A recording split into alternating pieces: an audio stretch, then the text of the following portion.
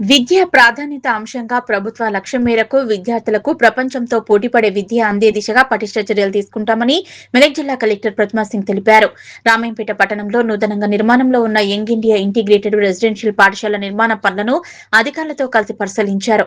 ముందుగా collector map ను పరిశీలిస్తూ కన్స్ట్రక్షన్ విధి విధానాలు క్షుణ్ణంగా అధికారులను అడిగి తెలుసుకున్నారు.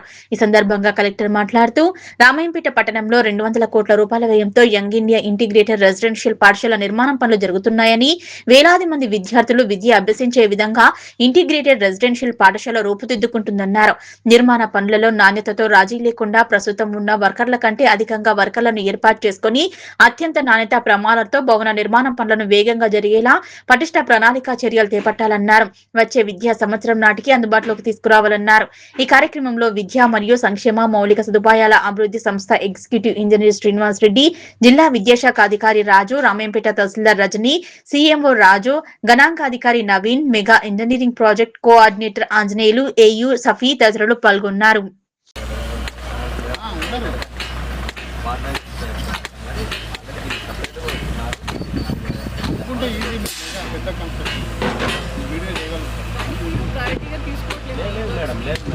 వేరే వర్క్స్ ఉన్నాయి కాబట్టి